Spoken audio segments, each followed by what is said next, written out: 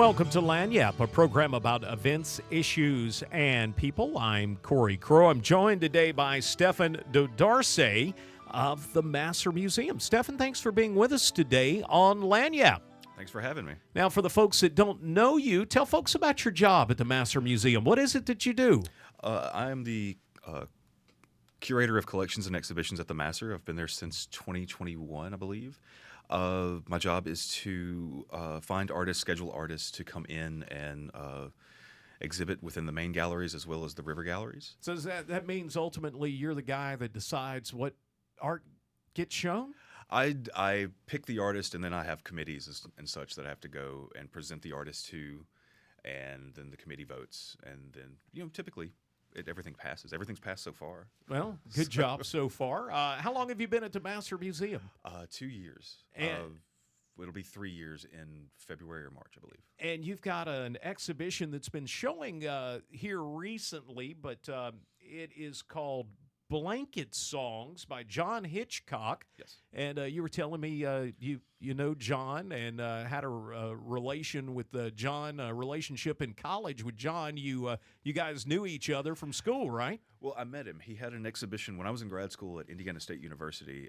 Towards the tail end of my time there, I was getting ready for my thesis, and he had a solo exhibition there in the University Art Gallery. Now it's called the Yang Family Gallery, I believe. But really interesting work. Went in, saw it. It was kind of vinyl on the walls. It was different. It was kind of really changing the space, an installation, right? So I was in my studio, and the gallery director at the time brought him in for a studio visit, and I got to talk to him. He liked my work. I liked his. And then years later, I get this job and was sitting in my office kind of freaking out and not knowing what to do. And I was like, well, okay, I know this artist.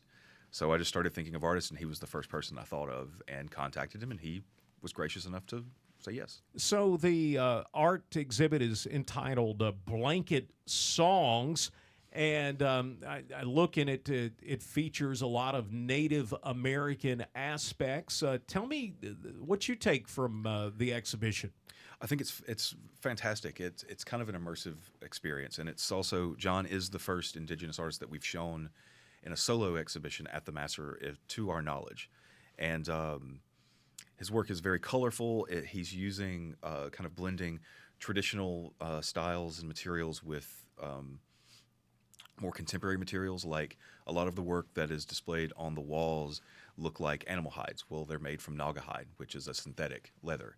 So instead of kind of using, traditional real leather that's used within their traditions, it's kind of this synthetic mass-produced thing, and it's much cheaper and easier to make. And it's screen printing and painting and other forms of printmaking kind of blended together. So we didn't mention that he's got a Native American ancestry, right? Yes, John Hitchcock is of Comanche and Kiowa descent. I believe he's originally from Oklahoma. And now he works out of Madison, Wisconsin. He teaches screen printing and other printmaking techniques at the University of Wisconsin-Madison. All right. You and I both are kind of video inclined and audio inclined. We used to work together in video years ago. This guy is taking it one step further, right? It's not just art hanging on the wall. It's got video and audio elements to it. That's one of the really great things about this exhibition is I don't think we've ever shown a lot of work like this. There's neon lights that's hanging from the ceiling. There's video projection in tune with with audio of his band. He's got a band, and it's like instrumental and spoken word. So when you go throughout the museum, we've got it hooked up to the whole system so that you're fully immersed into the work. So as you're going through the museum, seeing the installation, seeing some of the work that's hanging on the walls and some of the work that's kind of hanging from the ceiling, you're completely immersed into it with the music and spoken word happening as well. The Louisiana Endowment for the Humanities helping out with this one, and you've got a big public reception coming up where I guess people can meet the artist. Yes, Thursday, January 25th, we'll have the reception for John. It'll be a closing reception, and it'll be from 5:30 to 7:30. It's completely free to the public, as the museum always is.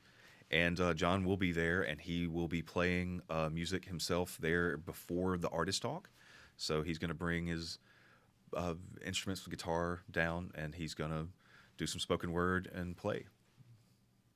The event, again, Thursday, January 25th. The exhibition continues through February 3rd. Now, as part of taking some inspiration from John Hitchcock's work, I understand that you are going to be teaching a class this weekend and next weekend. Tell me about that. Yes, I'll be overseeing a class at the museum this Saturday and next Saturday. It'll be 3-hour sessions, and we'll be covering the basics of block printing and screen printing, because in conjunction with John's work, he uses a lot of multimedia materials like different forms of screen print, like screen printing and lithography kind of blended together. So we're going to use block printing and screen printing and kind of use these two techniques together to create a body, like a work of art. Now, what about a guy like me? I don't know anything about block printing or screen printing. Is this a class that is for beginners, or do you have to know something? No, it's for beginners. I've structured the class to be for beginners. It's like with block printing, just think of a stamp. And with screen printing, think of T-shirts. It's just that kind of easier way to think about it, to wrap your head around. Do you need to bring anything? Do you have all the supplies and stuff, or do I have to have tools, or what do I need? We're providing the tools, the cutting tools, for anybody who takes the class. Also, the class is $100 for museum members and $125 for non-members. But we provide the paper, we provide the printing supplies, we provide the ink, we provide the cutting tools, screens, all of these things. So everything's provided. You will be able to take those cutting tools home with you, and the paper and the print. And hopefully John will be around to kind of critique it at the end. There you go. Stefan Nodarse from the Masur Museum. Again, the exhibition, Blanket Songs, going on through February 3rd. And for folks that want to sign up to take the class, how do they do that? They can call the museum or go online to the museum's website at masurmuseum.org, and there's a sign-up on the main page. Again, the exhibition through February 3rd. The artist public reception is Thursday, January 25th, 5:30 to 7:30, with an artist talk at 6:30. And this Saturday, the 13th, and the following Saturday, 1 to 4, that is the printmaking class. To find out more, be sure and visit our website at KEDM.org.